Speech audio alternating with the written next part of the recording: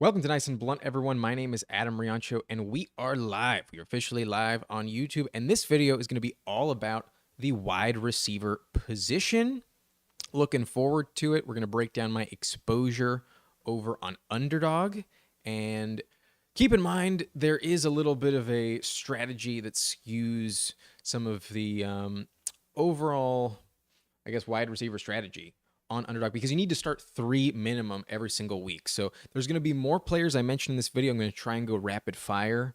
And maybe you won't do this in your typical redraft format. Sometimes 6 is kind of the maximum I like to employ in a typical roster setting. But here, I think 8 is mainly the sweet spot. If you don't get 7 receivers on your roster at a minimum and you don't hammer that position early, then you're definitely behind the curve. I think it kind of behooves you to go even 9 wide receivers in many instances if you avoid choosing wide receiver and drafting it early on in your draft. So that's just something to keep in mind. And we will start with players I have drafted the least and work our way back up. Real quick, there is a question. Kyle Ellis, thoughts on an Amon-Ra and Gibbs stack PPR? Love it. I like it quite a bit. Don't think it's a bad investment as long as you get Jared Goff as a combo. But we will start off at the bottom here. And I might regret this heavily. This might be a terrible investment on my part. But I have Diontae Johnson as one of my lowest drafted receivers at only 1 share, 0.9% through 115 drafts so far this offseason. Maybe it's disrespectful, but I'm just worried about it. I got to be honest with you. Like, the stats last season were not his best. Only 882 receiving yards last season on 86 catches, which this yards per reception is kind of his average, only 10.7. He's not like elite down the field, but 147 targets. That's an extremely low catch percentage of only 58.5%. He was extremely inefficient. And not only that, he scored 0 touchdowns last year for the Pittsburgh Steelers in Kenny Pickett's rookie season. So I am terrified of Diontae Johnson. And another reason why is because I really believe in George Pickens. These are George Pickens stats over on Pro Football Reference. And he had 84 targets last season as a rookie. I see that going up tremendously. I think they're both going to even out, where Diontae had 147 last year. George Pickens only had 84. I see both of them getting about 115, 120, and they're really going to evaluate who is the most efficient player with an equal target share. And I think Pickens is really going to skyrocket. I mean, he had 30 fewer receptions, less than 100 fewer receiving yards, and 4 more touchdowns for the Pittsburgh Steelers. I like George Pickens way more. He's also being drafted after Diontae Johnson. So Diontae Johnson going in the 5th round at pick 55 off the board, wide receiver 29, not an investment I like to make. There's guys going after him like JSN I much more prefer, and I am not a believer in Diontae Johnson. Maybe I will regret it, but maybe I will look very smart when this is all said and done. But he is at the bottom of this list, and we will keep it moving. A lot of players that I also have in this range at like 1 share are guys I'm drafting in like round 18, like Marvin Jones, Mac Hollins, like, okay, might as well give him a shot, especially if I have the quarterback to stack. But a guy I'm completely avoiding. I am remaining on brand. I am not drafting Michael Thomas at all whatsoever this season. I just don't believe in his ability to stay healthy. It's been a long time since that happened. Michael Thomas has been the emblematic person for the quiet quitter. He got paid the bag, and while he has been getting injured, he is extremely brittle. Slant man, I don't think is going to be that effective behind Chris Olave. And despite his 3 touchdowns at the beginning of last season, that was all she wrote, and he was a real bust yet again for fantasy purposes. So even though he's going around pick 198 overall, I'm not a believer. I've taken him once, but every time I do it, every time I consider it, I do not like it. But I'm going to get rid of this subscribe button. I think we've seen it enough. If you are new to the channel, please hit that subscribe button. If you are watching this live stream, please hit that like button. Definitely improves the exposure and very easy way to support the channel hit that like button, subscribe for free. But we will keep it moving. I don't think I need to go too deep into the details on Michael Thomas. He was elite several years ago with Peyton and Drew Brees, never able to repeat those types of numbers yet again. But another guy I'm really worried about not drafting a ton is Romeo Doubs, and that's because I'm not a believer in Jordan Love. Christian Watson is going to be the clear number one, and Doubs is a fourth-round pick at the end of the day, going off as wide receiver 55, and I believe Jayden Reed is a better prospect. They invested a second-round pick in Jayden Reed, so much more draft capital. There's also multiple other rookies that are going to get their looks, like Luke Musgrave, the tight end, even Tucker Kraft, another rookie tight end. I worry about Romeo Doubs on the outside not getting a ton of deep targets. I think Jordan Love's going to be a heavy game manager, and we're going to see a very low depth of target. Even if Doubs does get some work, I don't think he's going to be that efficient. So not a believer in Doubs. I'd much rather pass on him. There's some other receivers going after him that I prefer in the same caliber. But aside from this, no one that's like really popping up the page here in terms of like high ADP that you need to invest in, except, for DK Metcalf. Holy shit, I am worried about DK Metcalf. Whoa, had some ramen that's coming up right now. But maybe I'm going to be very disappointed in this draft capital investment because I've only taken him twice. That's really, really low. But last year, his touchdowns fell by half, like dropping from 12 touchdowns to 6, moving from Russell Wilson to Geno Smith is a heavy concern. If he was going later than the top 20, I think I'd be in on DK Metcalf. But you really need to make a heavy investment in him as wide receiver 16, early third round, and I just don't think it's worth it. I would love to take him in the fourth round. I think that'd be way, way much better value. However, I just don't understand how it lines up that Metcalf is going in the third, JSN is going at the 5-6 turn, and Lockett is going in round 6, and Geno Smith is going in round 10, sometimes round 11. Like, those are the three most highest drafted trio of wide receivers for any team. And in order for them all to pay off, I feel like one of them is not going to work out and really be overpriced at the position because Metcalf is going as the first one off the board. It's not that I think he's terrible. I think I do need to start mixing him in a lot more now that I'm like really seeing how little of him I have.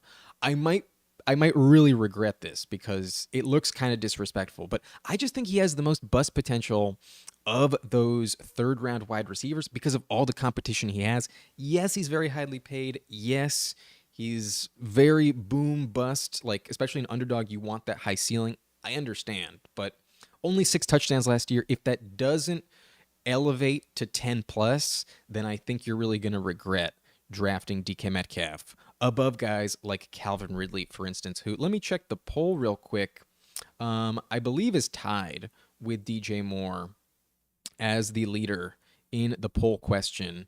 I'm pretty sure that is the case. But yeah, this feels a little bit low, I kind of want to fix this in my future drafts the rest of the month. But again, emblematic, I'm going to be definitely underweight on Metcalf. I only have him twice through 115 drafts so far. But Jakobi Meyers, also in the same vein, going as wide receiver 58, so he's not like elite draft capital, but I'm really worried about this Raiders team.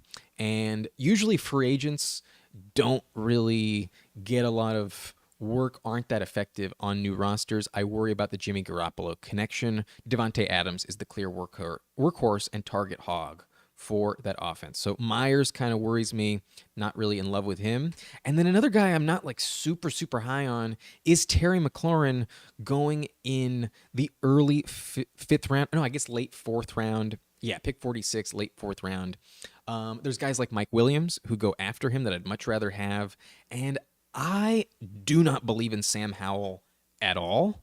I really don't think that the Commanders are going to be good. Jacoby Brissett is also maybe a little bit more effective in terms of higher efficiency, but I still don't see a ton of touchdowns. I mean, the last 2 seasons, there's a lot of hype on McLaurin, and sometimes he has those like massive long touchdown catches, but I feel like his highlight reel kind of skews how we view him as a fantasy player. He was kind of his best as a rookie, only 5 touchdowns the last 2 seasons, back-to-back seasons with only 77 receptions. Not amazing, but granted, if you do get 1,100 yards, I don't hate it, but I haven't been one to draft Terry McLaurin. I think you need to chase those touchdowns, and last year, Jahan Dotson was way, way better in the red zone, way more effective from a per-game standpoint because he was catching a lot more touchdowns on a per-game basis. So I prefer Jahan Dotson. We'll get to him in a little bit. But I also kind of regret this, especially seeing that really impressive touchdown for DJ Moore just the other day in the preseason. I only have him at 2%. I'm a little bit worried. I've been very reluctant to draft him because I've been extremely, extremely high on one of his teammates who we will get to later in the video. So because I am worried about his efficiency, I haven't been on DJ Moore a ton. Maybe you disagree with me here. It seems like especially 50% of the poll believes DJ Moore is going to be very much improved. But let me remind you some of his stats and why I'm a little bit worried. I do think that the Carolina Panthers were a little bit wise to move off of him, getting that first overall pick in exchange, because they paid him a ton. His second contract is, I believe, I want to say $24-25 million per season. And he had a very low efficiency in terms of production last year. His targets fell to 118, one of his lowest in his career on a per game basis. And there was no competition at all in the Panthers offense. And he was not efficient at all. Like only 63 catches, 888 yards, 941. From a yards per scrimmage standpoint, that was the lowest of his career. Before that, he was putting up 1,200 yards like clockwork. And it's not like the Bears are like elite in the passing game. Last year, he had a career high 7 touchdowns. I find it very difficult to believe that that is going to repeat. So maybe you disagree with me, but I don't think DJ Moore is going to be that much improved. I think his stats are going to kind of look very similar to last season. Maybe I'm wrong. I'm hoping I'm wrong. I'm kind of high on the Bears. I would like to see them be really good. But at the end of the day, Justin Fields is a run-first quarterback. Maybe that's going to change with this game plan, but I kind of find it hard to believe. Darnell Mooney's going to be completely healthy, at least to start the season. And then they also have Chase Claypool, who is a little bit, not that impressive, but someone to keep in mind, a little bit worried about him. Cole Kmet is a huge target in the red zone. He scored 7 touchdowns last season, so that's another threat. And then they also traded for Robert Tonyan. So there are a lot of other weapons, and given his stats last season, I am a little bit worried that maybe the yards creep up a little bit. Maybe he does eclipse 1,000 yards receiving this season. DJ Moore might go back to his ways in that regard, but I'm really worried that he goes back to his long-term stats in terms of the touchdown production and maxes out at about 4 or 5 touchdowns this season. So because of that, I am a little bit worried about DJ Moore. I see him going up in terms of the poll, so you guys probably don't think I'm correct about this, but unless I'm getting the DJ Moore Justin Fields stack, I find it a little bit difficult to fully endorse, because where does he come in at the end of the day? He's being drafted as wide receiver 24, and last season he was barely a top 30 wide receiver. He's very up and down, and maybe in best ball he's a little bit more attractive, but I just worry about it a little bit. There are some receivers in that range that I prefer, especially some going a little bit later, who we'll get to later on in this video, that I also really like. But I've drafted him just as many times as I've taken Chase Claypool, and it's really the ADP that worries me. 45th overall is a little bit high. I wish he was going in the 5th round. That's where when he does fall to me in the 5th round, I am happy to take him, but in the early to mid 4th, very reluctant to do so. At the 4-5 turn, as long as I have Justin Fields as well, then I'm comfortable doing it. But let's keep it moving. There's a lot of receivers to get to in this video, and we don't want to spend too much time on any single player. But Hyatt, a little worried about him. He's all speed, not a ton of finesse. Chase Claypool worries me quite a bit, but in round 18, why not give it a shot? If you have Josh Allen, maybe take a shot on Deontay Hardy. But a guy who's going in the top 100 that I am worried about is Rashod Bateman, because Bateman has a career high of 2 touchdowns in his career. He has missed a lot of games. He has been injured quite a bit. And the fact that they added some really legit weapons to this offense worries me substantially. I mean, Odell is getting paid 15, 16 million with incentives. You know he's going to be targeted a lot, I think, especially in the red zone. So that worries me. Mark Andrews is always going to be there, always the number one threat most of the time. Very good rapport with Lamar Jackson. And then Zay Flowers has been having an elite camp while Rashod Bateman was on the PUP list. So that really worries me. I think it could be kind of like a Michael Gallup situation where even though he's had some good games in the past, now he's the third receiver, kind of the odd man out. And at the end of the day, this is a run-first offense. It's not like Lamar Jackson is a player that spreads it around at an elite level. So Bateman at wide receiver 47, while it's not like super, super high, I'd much rather go with Zay Flowers, and Odell going 2 rounds later around pick 115, I think is a better investment. Going to score more touchdowns than Rashod Bateman, in my opinion. But Corey Davis, I've sprinkled him in round 18 occasionally. It's whatever, not that big of a deal. I'm not a huge believer in Michael Gallup, but we are increasing our exposure to 2.6% now. I also worry about this Dallas Cowboys offense in general, and Brandon Cooks is a guy I haven't taken a ton. I have taken him on the live stream. I believe last week we double stacked him with CeeDee Lamb and Dak Prescott, but I'm really worried about this offensive line. Prescott also throws some interceptions, and Brandon Cooks feels like he could be one concussion away from possibly retiring. That was a big concern with him 2 years ago. Last year, it wasn't that big of a deal, but, he's not in Houston anymore. There's going to be less garbage time. I worry about the Mike McCarthy offense quite a bit. So I haven't invested heavily in Gallup and Brandon Cooks.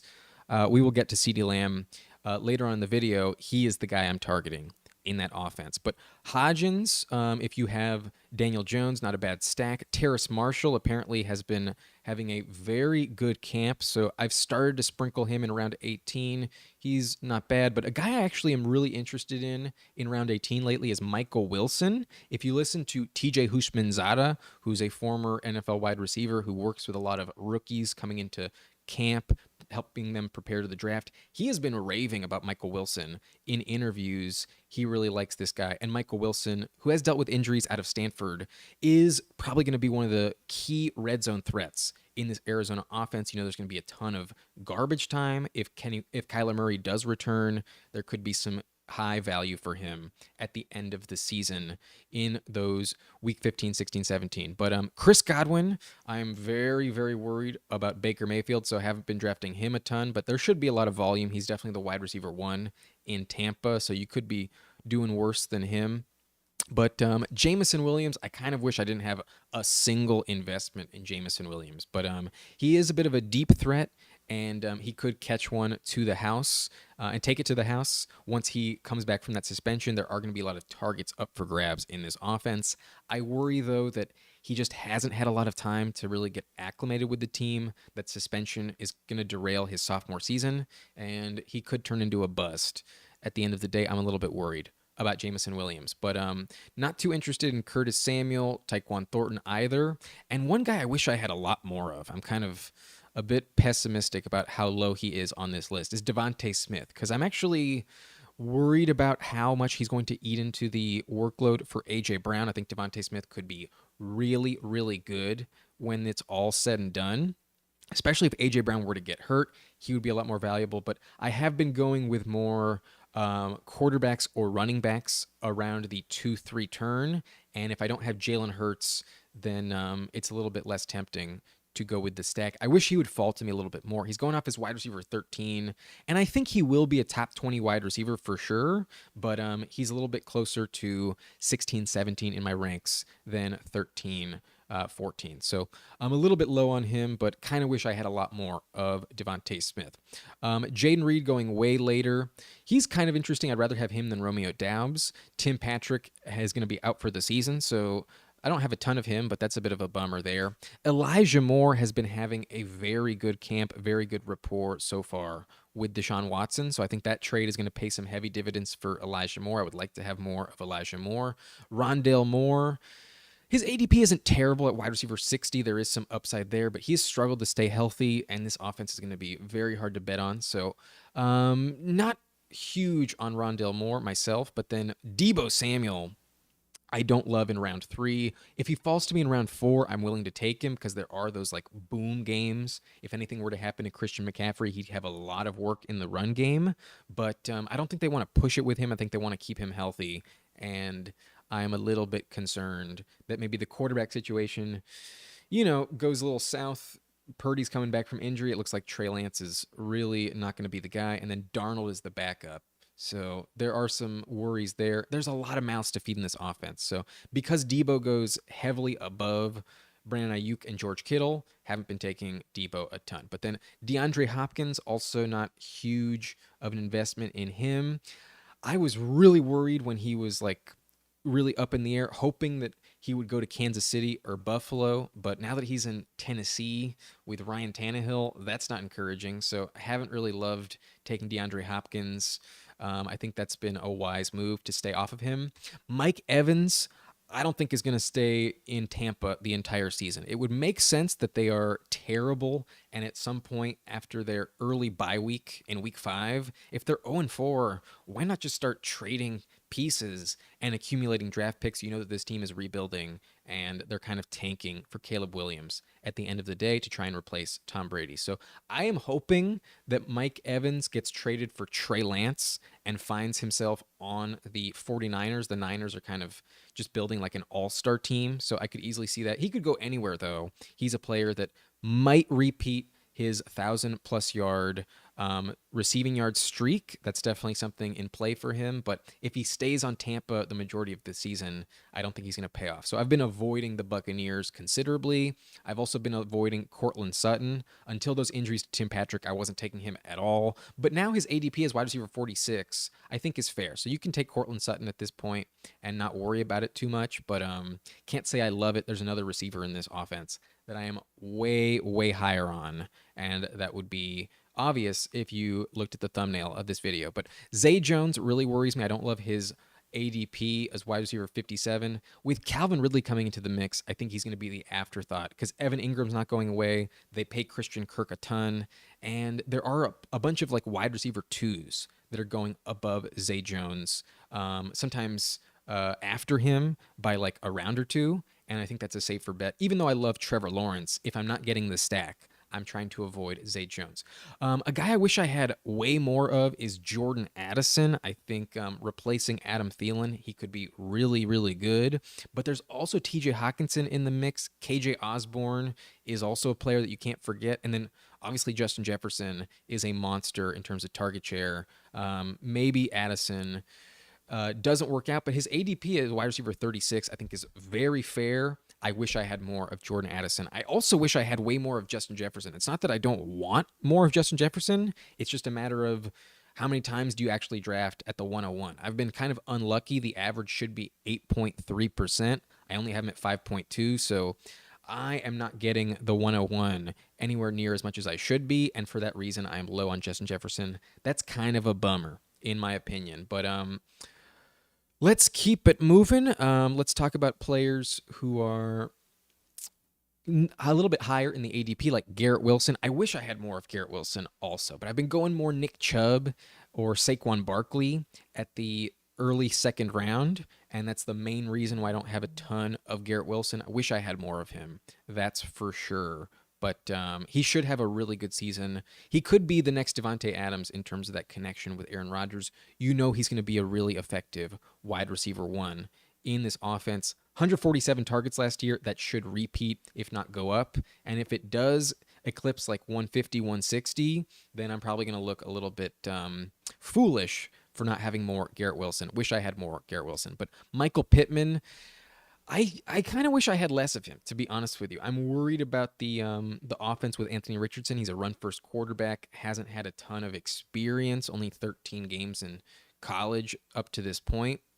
And the efficiency, the Catch percentage, I think, could be a little bit low for Michael Pittman, but his ADP is wide receiver 37. I think that's fair. That he was around wide receiver 30, 35 last year. So with Shane Steichen, a better offensive coordinator, there's room for improvement. He should see the most targets in this offense. So if you need a wide receiver 3, if you've avoided the position in late round 6 or sometimes round 7, Pittman's an okay option. He is a wide receiver 1 at the end of the day. But Zay Flowers is my favorite receiver to draft in Baltimore for in terms of upside. I think he's going to score the most points. Definitely prefer him over Rashod Bateman a ton. But still, the threshold for average on Underdog is 8.3%. You're one of 12 teams. So we still haven't cracked the average exposure for these players. So I'm going to try and go a little faster. There's a ton of players to mention in this video. So this one might be a little bit long. Sit tight for that. But MVS, very valuable, I think, especially when Kadarius Toney went down. I started to hammer taking him. Wide receiver 64. He has those boom spike weeks. Not that many touchdowns last season, but he's extremely fast. Definitely a deep threat. I think he should score more fantasy points this season, especially if something were to happen to Travis Kelce at the age of 34.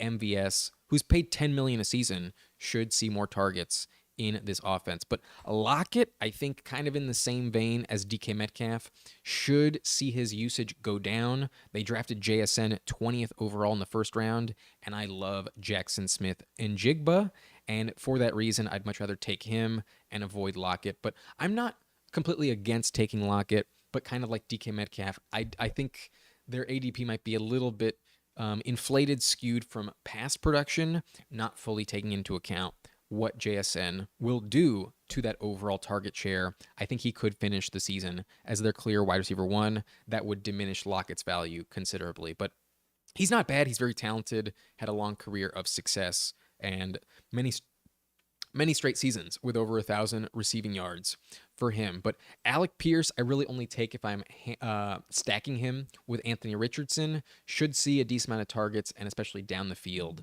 should catch some touchdowns. But then we have Christian Watson at 7%. I was taking him a ton before the draft, but then they drafted all of those receivers. There's so many mouths to feed. He's definitely the number 1 target in this offense. But I, again, as I mentioned with this Packers offense, do not believe in Jordan Love. I'm worried about these touchdowns coming down.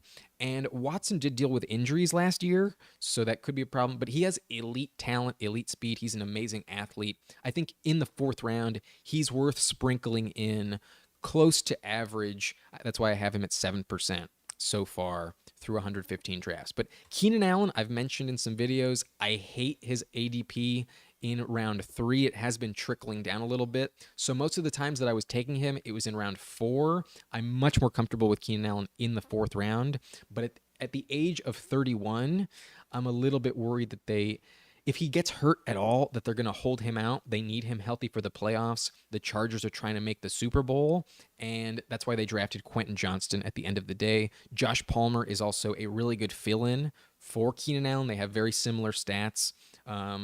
And that's why I'm a little bit worried, very reluctant to take him in the 3rd round. I think he's the most overvalued wide receiver in the 3rd round right now. And thankfully, his ADP has been trickling down. He's officially technically the first pick of the 4th round. I'd rather take him mid-4th round. I prefer Mike Williams, to be completely honest with you. But JuJu Smith-Schuster, I think, is pretty solid, pretty worthy of an investment. I was very reluctant to take him for a long time, though, because we were worried that DeAndre Hopkins might land in New England, and that could really hurt him. But that concussion at the end of the season last year kind of affected him. He was not the same player. I am a little bit worried about investing in the Patriots offense at the end of the day, but he should be the clear wide receiver 1. They pay him a considerable amount, and going off the board as wide receiver 54, if he is like 85% of what Jakobi Meyers was last year, then you're absolutely going to pay off with a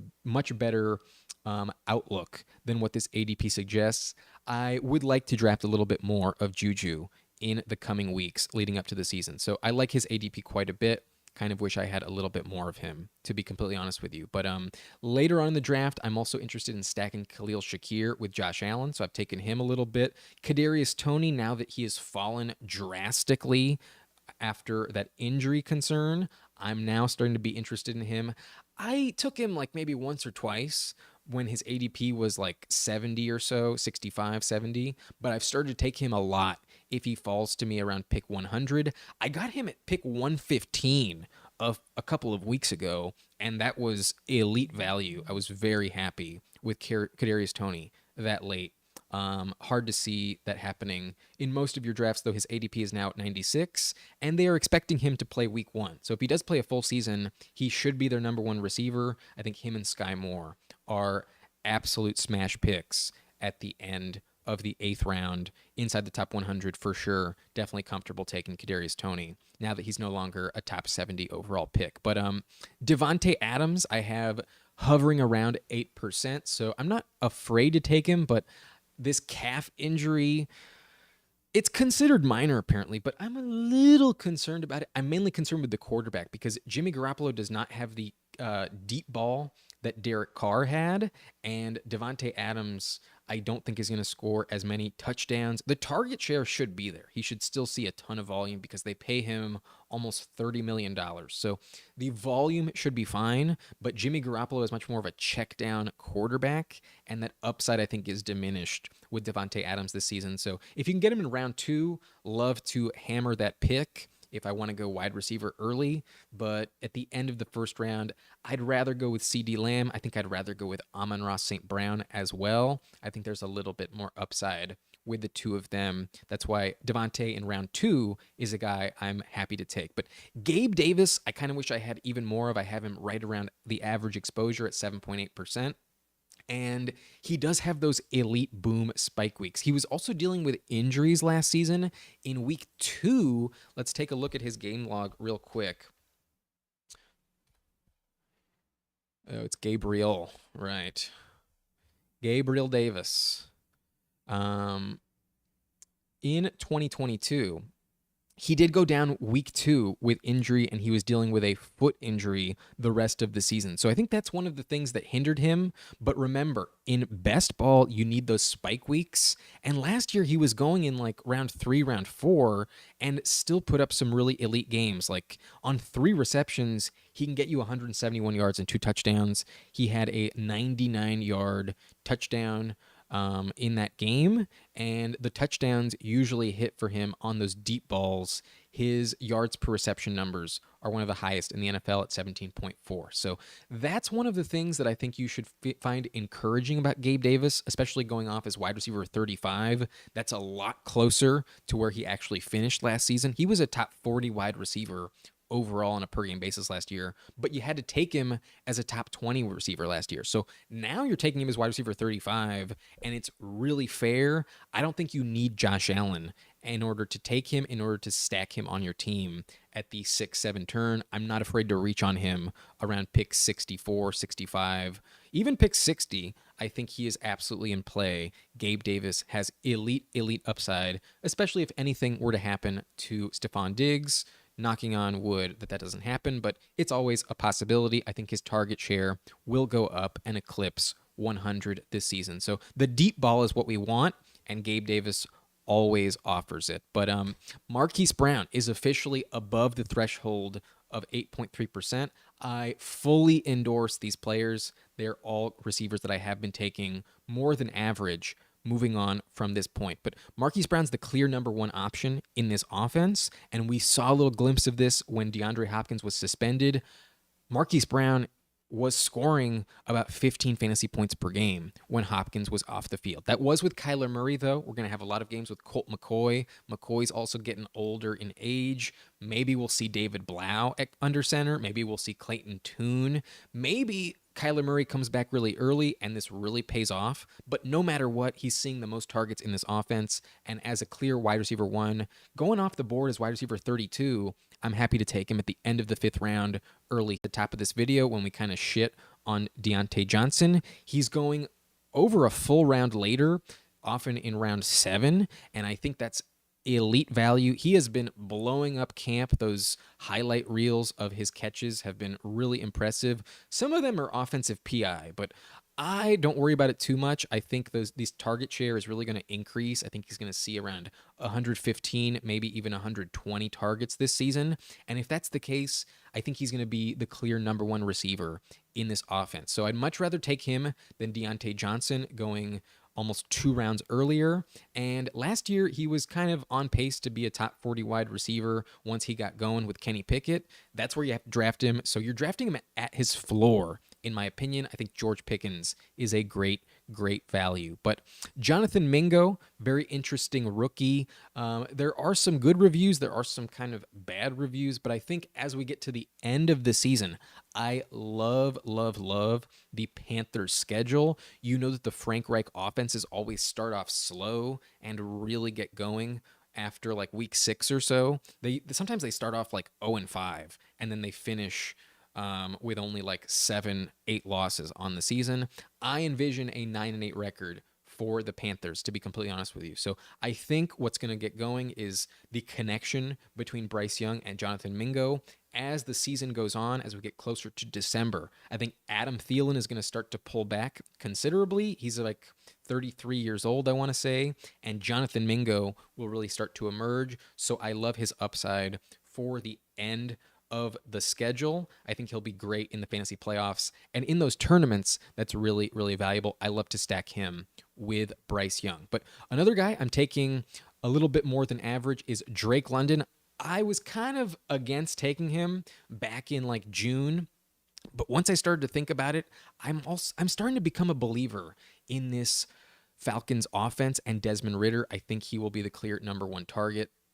And maybe I'm wrong because we didn't see what the offense really looked like with Ridder and Kyle Pitts both on the field, but 117 targets as a rookie should increase. I could see 140 for him this year, and I think he will eclipse 1,000 yards receiving, probably score at least 6 touchdowns as well. So I think he's at least fair value going off the board in the 4th round as wide receiver 22. I have him as a top 25 guy. So I like Drake London more than I did a few months ago, and I've been more ready to take him. But next, we have our 9.6% threshold, and to start this off, we have Amon-Ra St. Brown. It's really just a matter of, am I at the right spot in the draft to take Amon-Ra? And if I am, I'm happy to take him. I think especially in your redraft format, the Lions players are going to really help you get into the playoffs because there's no Jameson Williams, there's a rookie tight end,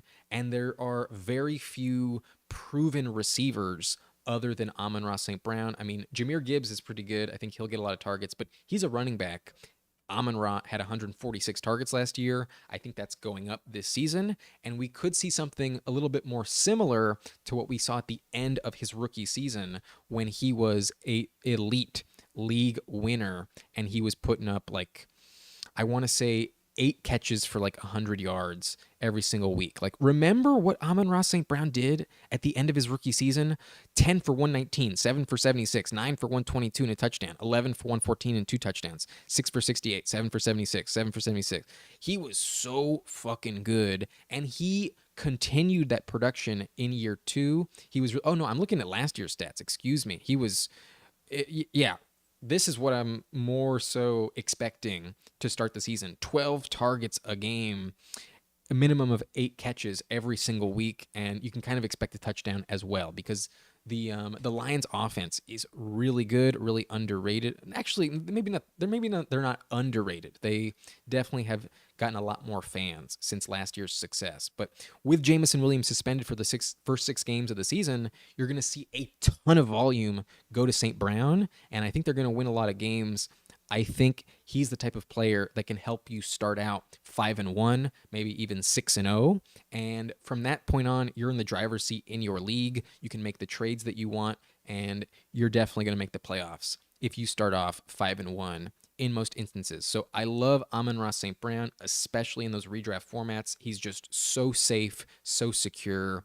I don't think you can go wrong with Amon-Ra St. Brown. But A guy I really like to take, especially if I'm getting the stack with Aaron Rodgers, is Allan Lazard. I've also seen him falling. Sometimes I take him like as late as like pick 135 sometimes, and I don't understand it. He scored an average of 7 touchdowns the last 2 seasons. His rapport is one of the most established of any receiver in New York with Aaron Rodgers, and it's not going anywhere. You know that's going to maintain itself. He's 6'4", 6'5", and he's a great red zone threat. I think in best ball as wide receiver 56 off the board, he will absolutely return that investment in your best ball formats. But I mentioned I was low on Terry McLaurin, and a big reason why is because I like Jahan Dotson.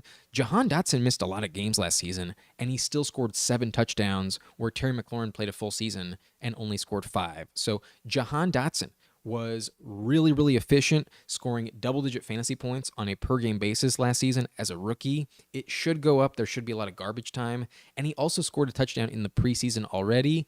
I don't think that's going to change. I think he's going to be a real lock-it-in red zone threat for the Commanders. I much prefer Jahan Dotson going off the board as wide receiver 39 than I do Terry McLaurin going off the board around wide receiver 21, 22. So that is my preference in Washington. I would much rather have Jahan Dotson over Terry McLaurin. My exposure is emblematic of that logic. But one player I really want to root for, really believe in, is John Mechie, coming off of leukemia. I was really high on him as a rookie, but obviously he had not only a leukemia diagnosis, but also a torn ACL. So he didn't play at all last season, and it may be some time until he really gets going for the Texans, but I think he's going to be really good once he does figure things out. I also think the Texans are going to want some good press, and the NFL really does heighten those storylines. Everyone wants to root for John Mechie. If they can make him the comeback player of the year, they will. It's just a matter of, is he going to be ready to do that in his technically rookie season, if not sophomore season. They drafted him at the top of the second round last year with a top 45 overall pick. So they believe in John Mechie, and that was knowing he was going to miss a full season because of that torn ACL. So I think he could possibly become the wide receiver 1 in this offense. I think he's more talented than Nico Collins, but I don't think it'll be immediate for him to show up and turn out. My comp for him was Robert Woods, who they also traded for. So I think Robert Woods is really going to mentor him and help him get established. As we get to the end of the season, I think Mechie could really pop off in the months of November and December once CJ Stroud shakes off some of that rookie rust. I think John Mechie is very valuable. Going off the board as wide receiver 77, he's dirt cheap. He's basically free at the end of your draft. But KJ Osborne, an interesting deep threat. Maybe I wish I had this exposure swapped with Jordan Addison, but he's way, way cheaper. And if you do draft Kirk Cousins, it's not a bad stack to have. He's technically listed as the number 2 receiver. I don't know if that's going to hold true, but supposedly he has been having a very good camp, and I think he was a bit disappointed they drafted Addison because once they moved off Thielen, his time to shine was definitely there. TJ Hawkinson also muddies the waters, so maybe this is a bad investment, but he's going off the board really late. I don't think it's terrible. I just wish I had more of Jordan Addison, a little bit less of KJ Osborne. But Stephon Diggs, I have at 10.4%. So if you want to draft receiver in round 1 and you don't want to go with Travis Kelce at pick 6, I think Diggs is absolutely a good investment. Not afraid to take him at all. Also not afraid to take A.J. Brown at all. I think those two are just such safe investments in the first round, in the later half of the first round. Not afraid to take them at all. And if he stays healthy, he should score double-digit touchdowns yet again. He was catching at least 6 receptions every single game last season, and A.J. Brown gets paid a ton. They're not going to move off of him, that's for sure. So very, very safe with A.J. Brown and Stephon Diggs. Love them at the end of the first round. But DJ Chark has been having a very good camp, looks like a very good deep threat for Bryce Young, and that receiving core is completely up for grabs. His ADP is extremely late, wide receiver 69, worth an investment as well. Kind of similar logic to Jonathan Mingo. But Darius Slayton is the highest paid receiver wide receiver, I should say, in New York. They pay Darren Waller considerably more, but nobody on this receiving core at the wide receiver position gets paid a lot. They have a lot of guys on their rookie contract, and Darius Slayton at $6 million is the highest paid wide receiver. He has a pretty long rapport as well with Daniel Jones, so he could be a lot worse. He did have that drop in the playoffs. Maybe it's a reason why they want to move off of him, but he's healthy at the moment, and I think he's a solid pick at the end of your draft. Wide receiver 84. The Giants receiving core is just so cheap. It's worth taking a shot on a few of them.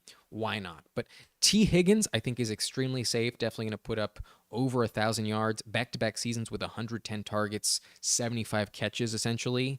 And I'm not worried that Joe Burrow misses much time. He is injured at the moment, but 7 or 6 catches for a touchdown, I think, is a very safe bet for him. T. Higgins' stats are going to be like clockwork. He's also in a contract season.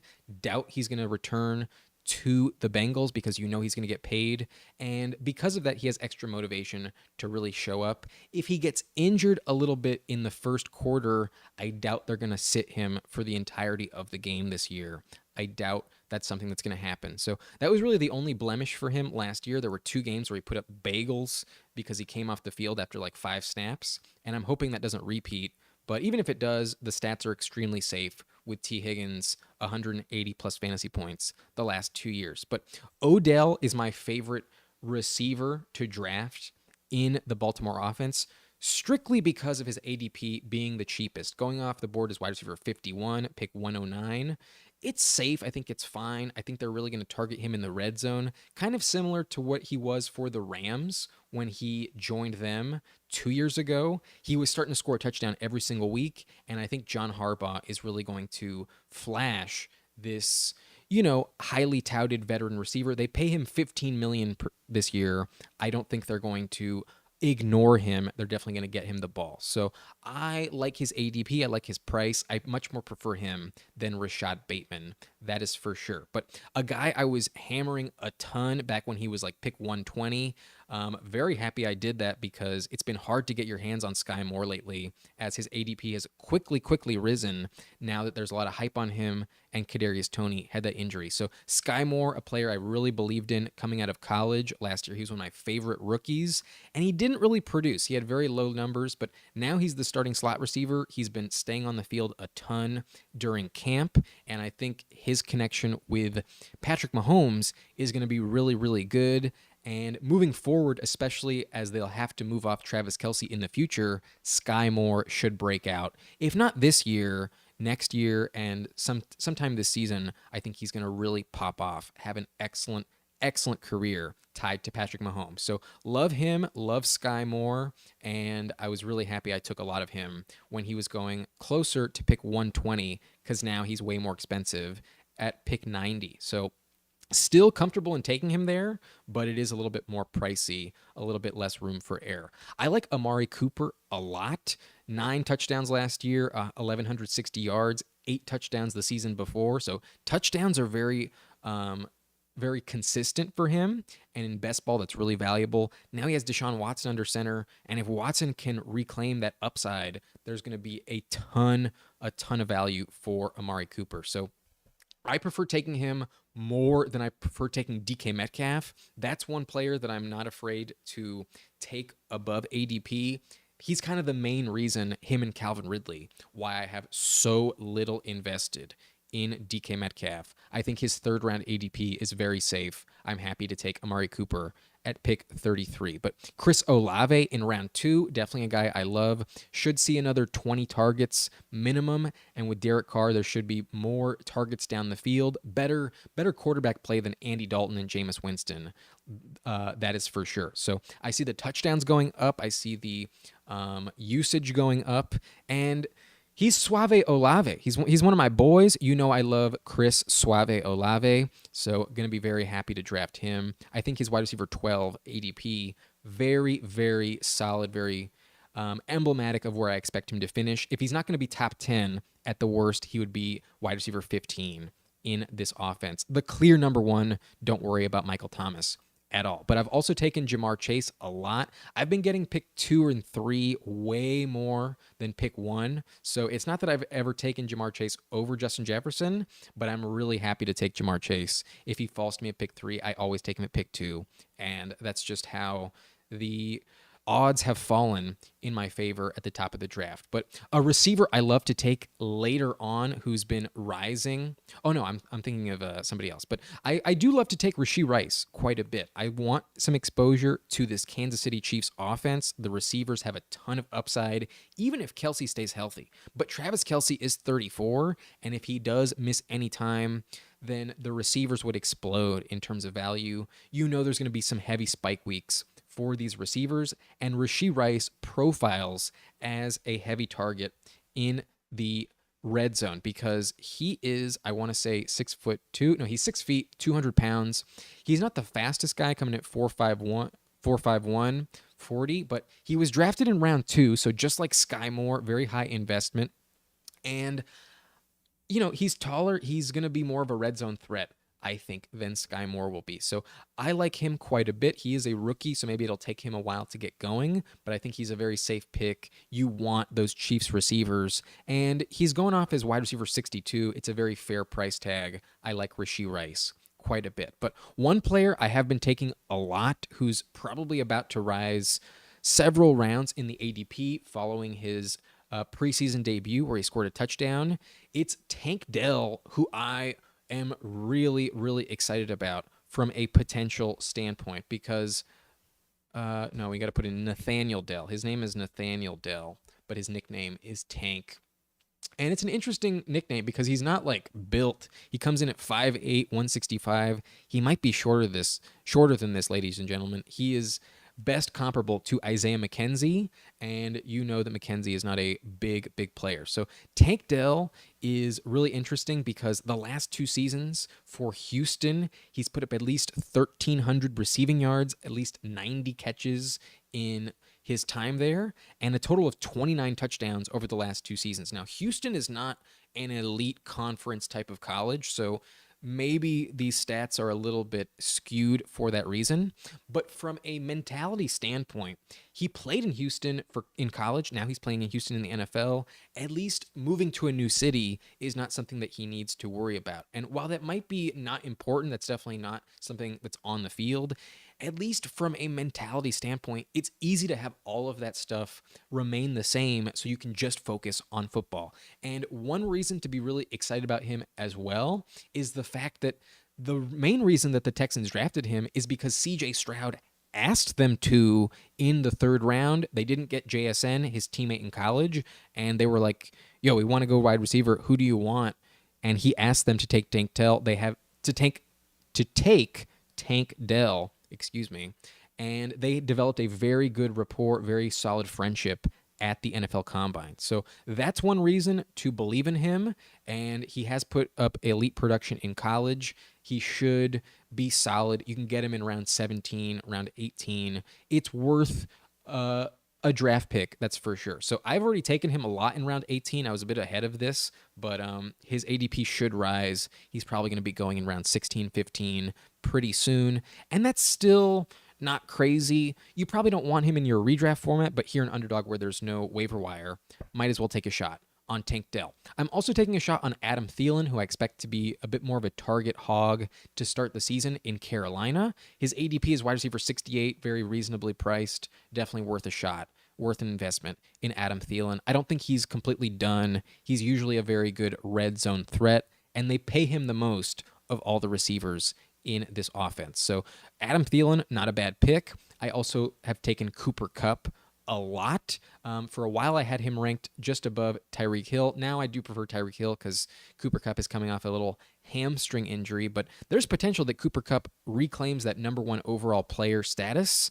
And before he got hurt last year, he was elite both in wins and losses for the Rams. He's going to get a ton of targets. He is definitely safe inside the top 5 in your Underdog draft. I definitely believe in him. His ADP, very, very much worth the 4th overall price. But Calvin Ridley, I think is going to be the most improved receiver this season with a new quarterback. It's not like he was injured last season. He was just suspended. He has a chip on his shoulder, and it looks like he has officially overtaken DJ Moore in the poll at 57% in terms of who will emerge as the most valuable receiver in the NFL with a new quarterback this year, according to my poll. So maybe you guys disagree. Maybe you think it's DJ Moore, but I believe it's Calvin Ridley. He's going off as wide receiver 15, and his ADP has consistently risen this offseason.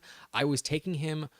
At first, I wasn't taking him at all back in like May. I was like, really? Third round? That feels a little bit optimistic. But the more I thought about it, I was like, Trevor Lawrence is an elite quarterback. And at the end of last season, Zay Jones was literally a top 20 wide receiver in the month of December. That could definitely repeat for Calvin Ridley. So for you to get him as wide receiver 18 or so, I think is very reasonable. And now he's starting to go even sooner, closer to the 2-3 turn. Now it's starting to get a little bit over the top, but I had that in mind. Once we hit June, I was like, I don't think his ADP is going to fall. Like, unless he gets hurt, I only think he's going to have more hype on him. And there's a lot of big name commentators who are calling him the next top 5 wide receiver. I really believe in Trevor Lawrence. I also think the schedule for the Jaguars is amazing. I think they could literally finish as the number 1 seed overall in the AFC and claim a playoff bye as the number 1 seed in the AFC. So if that's going to happen, it's because Calvin Ridley is their wide receiver 1, gets a ton of volume, and he was seeing 10 plus targets before he got injured 2 years ago, before he was suspended. I see that repeating this year. I see at least 9 targets per game for him. And with Trevor Lawrence at quarterback, I absolutely believe in Calvin Ridley. He could easily be like wide receiver 7 when this season is all said and done.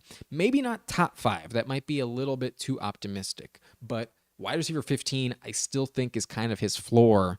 I'm not completely against taking Ridley. I was taking him heavily over DK Metcalf in the last couple of months. And in the last few weeks, the ADP has finally shifted. That is where he is going now. So now it's a little bit harder to get your hands on him. I'm very happy and proud to have Calvin Ridley at 12.2%, about 1.5 times the average exposure that you should have on Underdog. So he's a player I love, but again, he's going really high.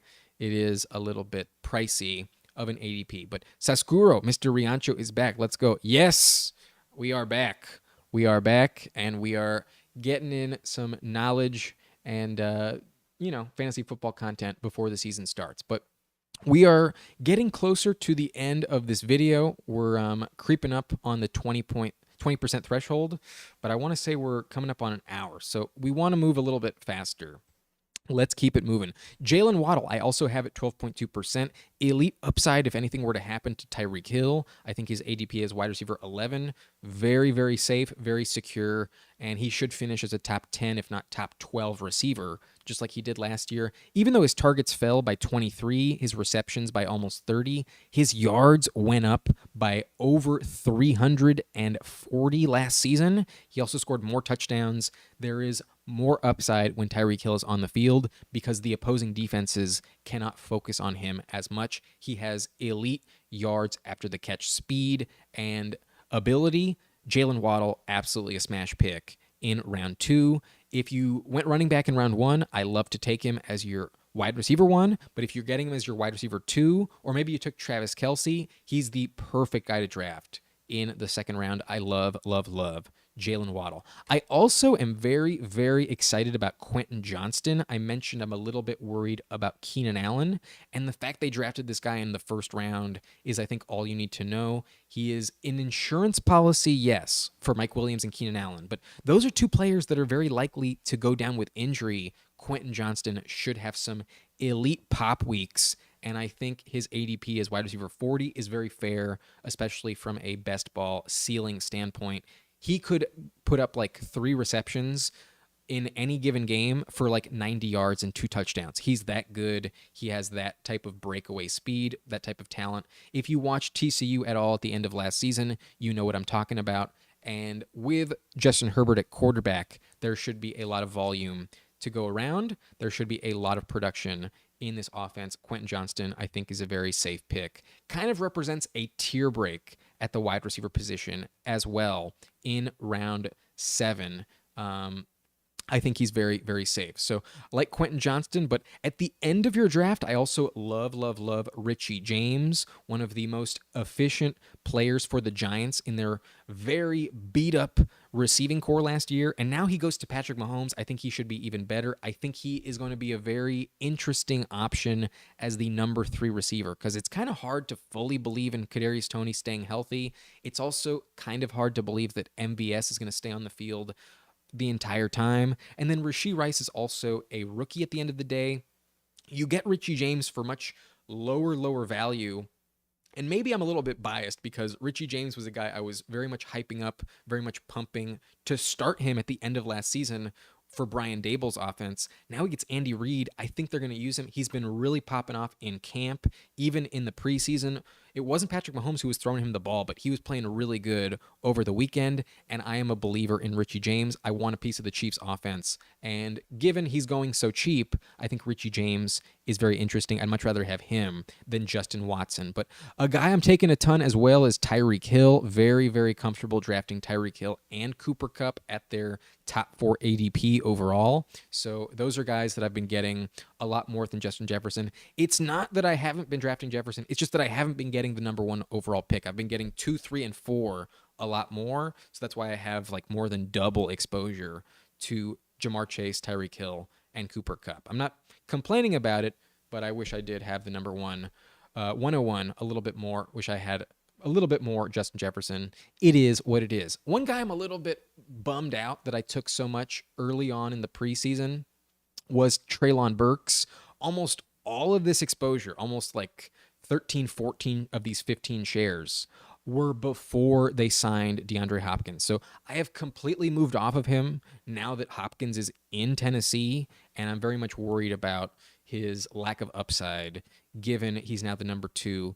In a run-first offense that isn't really going to score a ton of points, I'm not that high on the Tennessee Titans, with the exception of Tyjae Spears. So Burks was a player I was more excited about when he was the clear number 1. That's no longer the case. So can't really say I'm like super excited about this exposure. I'm not.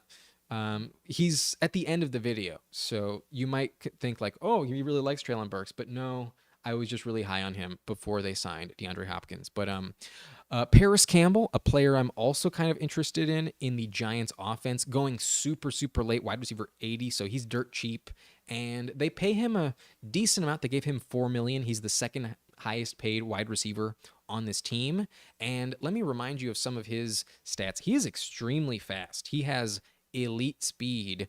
Paris Campbell runs a 4.31 40. So coming in at the 99th percentile in terms of speed, he is an elite athlete. Also 98th percentile in terms of speed score, 97th percentile in terms of burst score. He never really got going for Indianapolis, but he has the size, he has the durability, he has the capability in this offense, in this scheme, to really put up numbers. They were also using him out of the backfield when they were worried about Saquon, who was holding out of camp. So I think he's going to get a lot of touches. I think he has some good upside, and he is one of my favorite late-round New York Giants to take, I do believe, in the upside for Paris Campbell. So not a player I'm afraid to take at all. And now we are getting to the really elite threshold. These players I absolutely love, absolutely endorse. So if you made it to the end of the video, or maybe you skipped forward, here is where I think you're going to get some of the best value, and it's Brandon Ayuk, who I did have in the thumbnail. I love Brandon Ayuk, and I've mentioned this multiple times when I'm drafting him on the live stream. I view him and Deebo Samuel identically. There's a lot of stats that I can point to you from a per-game standpoint that have Brandon Ayuk and Deebo Samuel literally identically valuable, both as top 25 wide receivers, but you're getting Ayuk as wide receiver 28, where you're having to take Deebo as a top 20 wide receiver. I want to say number 17 or 18 off the board. And Ayuk has been more healthy over the course of his career. He is a little bit safer, and he was a first-round pick. Deebo was actually a second-round pick. So I think the rapport with him was a little bit more established with Brock Purdy last season.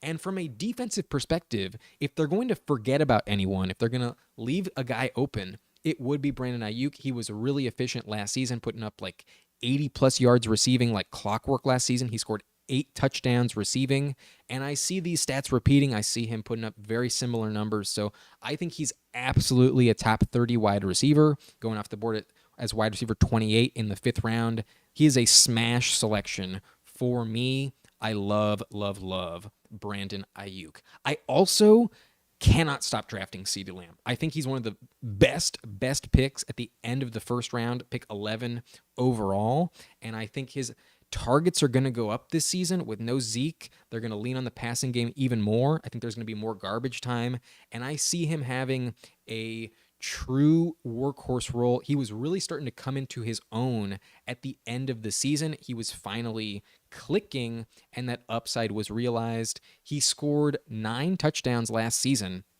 and that was what I needed to see from CeeDee Lamb, because before that, it was only 6 touchdowns per season, and he really broke through the ceiling. Let me remind you of this game log real quick, because the end of the year is what I'm really, really excited about. Starting in week 9, 11 receptions for 152 touchdowns, 5 for 45. Okay, everyone has a down game every now and then, but then 6 for 106, 5 for 71 and a touchdown, 5 for 33. Okay, it's not the best thing to happen, but it does happen occasionally. But then 3 straight games with over 100 yards receiving, 7 for 120, 10 for 122 touchdowns, 11 for 100, 0 touchdowns, and then a touchdown with 52 yards receiving. In week 18, he was also pretty effective in the playoffs, even against San Francisco, a very elite defense. So I think CeeDee Lamb has finally arrived. I could envision a scenario where he finishes the year as a top 5 wide receiver, and he's being drafted as wide receiver 7. So I love CeeDee Lamb. I think he is a can't miss pick at the end of round 1. If you can get him in round 2, you are living. But a guy that I just can't quit, my boy in many regards, it's Mike Williams.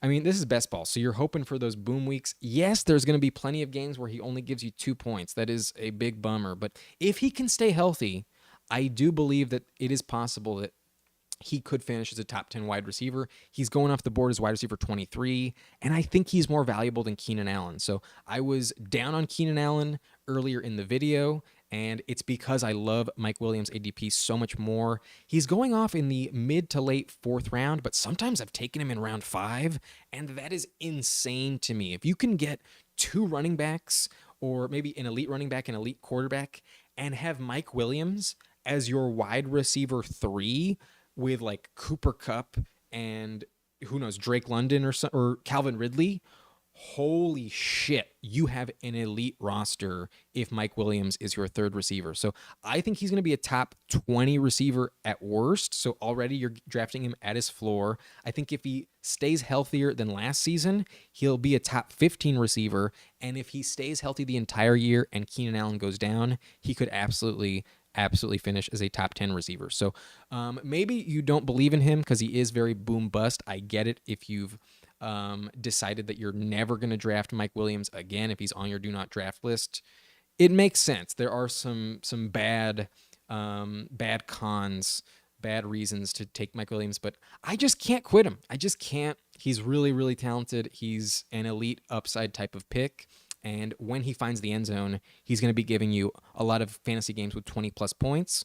And when he doesn't, at least in best ball, like you'll have somebody else to slot in that could have a spike week, could have a really good game. Mike Williams is fine, especially in best ball. A little bit less valuable in redraft. I will admit that. That is for sure the case. But Wan'Dale Robinson, a guy I kind of wish I didn't have so much of. I was taking him like crazy earlier on in the offseason, and then he was placed on the PUP list, and I was like, oh, fuck. This was a bad decision. So I'm a little bit embarrassed about this. Like, there's some players I have at the bottom of this list earlier in the video that I was a little embarrassed about to have so little of. Now I'm a little bit embarrassed to have so much of Wan'Dale Robinson, but who knows? He was drafted in the 2nd round last year, and he could pop off. It's just a matter of when does he come back on the field? When is he healthy? And when does he actually get going? So now no one's drafting him at all, and I kind of like really, really regret it, but it is what it is. It could be worse. It's fine. I mean, he's going so late, so cheap. It's whatever, but I prefer Paris Campbell these days. That's for sure. Aside from Wan'Dale Robinson, let's keep it moving.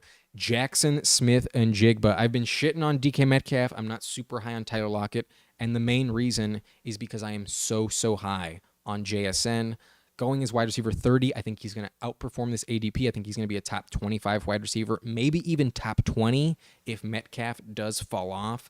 And if one of those two receivers in Lockett or Metcalf gets injured, JSN is going to have elite value. A ton of volume is headed his way, and he's going to be really good. He could be this year's JaMarr Chase. Wouldn't be shocked at all if that happened. I think in a few years' time, he's going to be the next Cooper Kupp. He is an elite slot receiver, and when he was playing for Ohio State, he was better than Garrett Wilson, better than Chris Olave, and they were both older than him, more established in that offense. They were upperclassmen when he was just a sophomore. So I love Jackson Smith and Jigba. I cannot stop drafting him. I'm not afraid to reach on him a little bit higher than his ADP would suggest. But a guy I also can't stop drafting, who I included in the thumbnail, it's Jerry Jeudy going off the board at wide receiver 20. And I was taking him a ton before the Tim Patrick and KJ Hamler injuries. Now I can't stop drafting him at all. And he's been rising steadily in the ADP. He's about to start going at the end of the third round. And I think wide receiver 20, very safe, very legit value for Jerry Jeudy. I've been a believer in him for several years on the channel since I first started 2 years ago, and I'm not going to move off of him. This is hopefully the year where he finally pops off. I think Sean Payton will turn him in to possibly the next Michael Thomas. Should be really good. And I think we're going to see at least 25 more targets for him, at least 125 this season if he can stay healthy. Last year there was a stat that was really impressive. In his games where he got at least 4 receptions, that is the sweet spot for Jerry Jeudy. As long as he can catch 4+ passes, he is really good. Like 4 for 102 and a touchdown, 4 for 53 and a touchdown, 7 for 96, 6 for 63 and a touchdown, 4 for 65, 8 for 73, 7 for 76, 6 for 117, 7 for 38. I guess that's the only bad game in this sample size. But then the last game of the season, 5 for 154. His connection with Russell Wilson was really popping off when he came back from injury. If he can catch more than 4 receptions in any given game, he usually puts up double-digit fantasy points. But now we have reached the high end of the threshold, officially crossing 20%. I've already told you how much I love Calvin Ridley, but going a couple rounds later in round 5, I can't stop drafting Christian Kirk either. He's paid $18 million per season. And even though Ridley should be the number 1, they're not going to move off of Christian Kirk. He's still going to see a lot of targets. And he scored a touchdown in the preseason this weekend, and that's because Ridley is going to demand a ton of attention from the defense. I love Christian Kirk. He is so fucking safe, and I think he's going to absolutely smash on his line. I believe his pick'em line on Underdog here is 800 receiving yards. I hit the over. I love Christian Kirk. He's been very durable, even though he's a little bit undersized. Wide receiver 27 is absolutely his floor. Can't miss with Christian Kirk. And if we're wrong about Calvin Ridley, then Kirk will remain the number 1 receiver. He was top 15 last season, so he's not going to fall off. I think he's going to be a top 20 receiver, if at worst, like wide receiver 25. And if you're getting him in the 5th round, if he falls to you a few spots, you have to take him. I love him so much. And one stack that I really love to have is the Christian Kirk round 5, Trevor Lawrence round 6 stack with the Jacksonville Jaguars. I love Christian Kirk like crazy. Cannot stop drafting him. But you know who is really interesting? It's Josh Palmer. And maybe you're going to call me a homer, but he's going in round 18, pick 213 overall, wide receiver 93.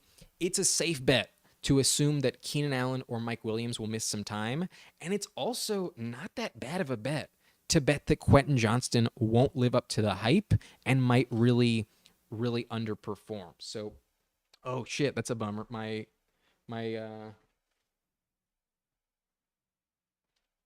camera just ran out of battery. So let's get this fixed real quick. Oh, that's a big bummer. I have the battery that gets stuck in there too. So, pardon me for the little delay here. We're at the end of the video and I can't leave you hanging. I gotta get this situated. Sorry about that, folks. Dang. All right, here it comes. Less than a minute, I promise you. Damn, this is a bummer. There it is. Okay. Okay, we're back.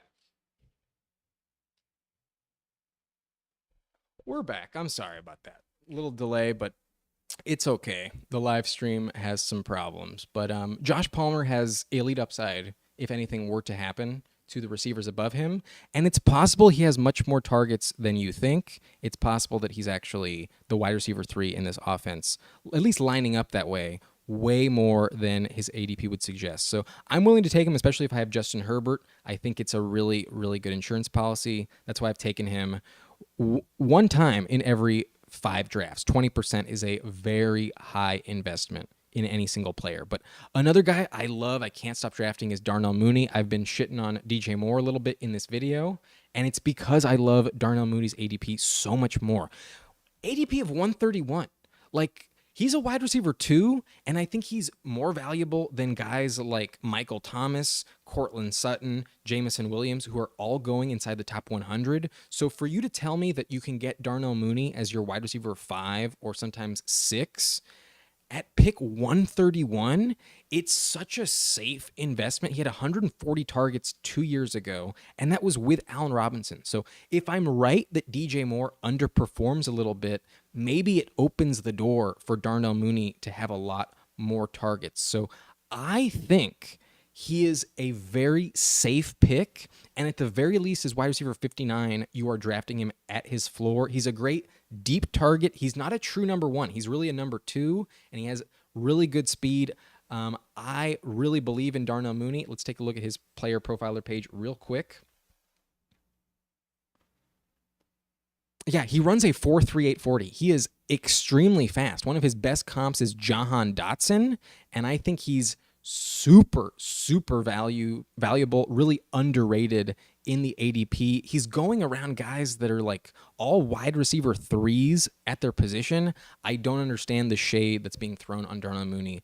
I mean, I get it. Justin Fields isn't the most like efficient quarterback, but these stats from 2 years ago are with Justin Fields under center. So it's not like the chemistry is going anywhere. There's a lot of upside, especially if DJ Moore underperforms, but even more so if he gets hurt. Darnell Mooney would vault into the top 30 on a weekly basis at the receiver position, and I think he's going to offer you some heavy spike weeks. I love Darnell Mooney. Can't stop drafting him at all. Marvin Mims, also a player I can't stop drafting, going off the board as wide receiver 65. I was taking him like crazy before the Tim Patrick injuries, and I'm not a believer in Courtland Sutton. I don't think I've mentioned him at all in this video. Yeah, let's compare him to Courtland Sutton. I've taken 4.3% of the time. Marvin Mims, 21% of the time. So I think they want to see what they have in Marvin Mims in the rookie, especially at the end of the season. I think he's going to get a lot of targets as they try and close out the season and see what the rookie can do. Remember, they traded up to take Marvin Mims because they didn't have a second-round pick. They wanted to secure him on this team, and I think he will become the wide receiver 2 by the end of the season opposite Jerry Jeudy. I think they're going to try and move off of Courtland Sutton. So I believe in him, and I also have taken Russell Wilson quite a bit, so I like the stack a lot. But there's only one player left in this video, and it's Van Jefferson at also 20.9%, taking him 24 times, and I'm also looking to the stats 2 years ago when he was fully healthy, when Matthew Stafford was fully healthy, because he had 89 targets, 50 receptions, 802 yards, and 6 touchdowns. He is a really, really good deep threat. He can put up really big numbers in any given game, and they moved off of Allen Robinson at the draft. He is going to be the number 2 receiver in this offense. Let's take a look at his game log from 2 years ago, because even if he doesn't catch a ton of passes, like, he can still put up those elite spike weeks in your underdog best ball format. 2 for 80, 4 for 42, 6 for 90 and a touchdown. Oh, that 2 for 80 and what did include a touchdown in week 1. Another game, 3 for 88, 3 for 93 and a touchdown, 6 for 41 and a touchdown, 2 for 58 and a touchdown. Then Odell really started to limit him, and he kind of fell off a little bit. But now he's the wide receiver 2 again, and he was having some good games last year with Baker Mayfield. If Matthew Stafford can stay healthy, then he's going to be really good. But one thing I want to just mention for him real quick, I don't love him as much as this current ADP. I swear to you, at least half of these exposures were when his ADP was closer to like 165, 170. So I was ahead of the bandwagon on Van Jefferson. I was taking him like crazy when it was like round 15, 16. And now he's going in round 11 or 12. And it's much more appropriate value. I think wide receiver 63 is closer to where he's going to finish. But he does offer that elite spike week value. I think he's going to be really, really good. And if you have plans to take Matthew Stafford, if you have Tyler Higbee as well, I think he's a great stack option for sure. So that's the end of this video. And let me get back to the comment section real quick. Paul, appreciate your help and insight last season, brother. Thanks, man. Happy to help. Glad you can join me on this live stream as well. Looks like you agree. I think that happened around Christian Kirk. I noticed a comment around the Christian Kirk. I think that's who you're talking about. Yeah, Christian Kirk, really, really solid. And then seems like Palmer's always finding his way into the mix, especially with injuries. Yeah, 100%. He led the Chargers in receptions last season. He was really, really good. And I don't think he's going anywhere. He's still really young and drafted in the 3rd round a couple years ago. Should have a really, really involved role in this offense, who used DeAndre Carter a ton last season. So looks like Paul's got to go, but so do I. Looks like we're at the end of this video. And just a reminder, if you enjoyed, make sure you hit that subscribe button. If you haven't already, hit the like button. That really helps me in the algorithm and helps share this video. It's been a long one, but we've covered over 50 players in this video, so we are not slacking anymore. We're touching on a lot of info here on the channel. So stay tuned. I'll be back with another live stream in just a couple of days, and we will touch on the quarterback and tight end position very soon. Those will be way, way shorter than this video, I promise. Less than half the players we'll talk about in those ones. So that's it for me. My name is Adam Riancho. Hope you have a great day, and thank you very much for watching Nice and Blunt. I'll see you next time.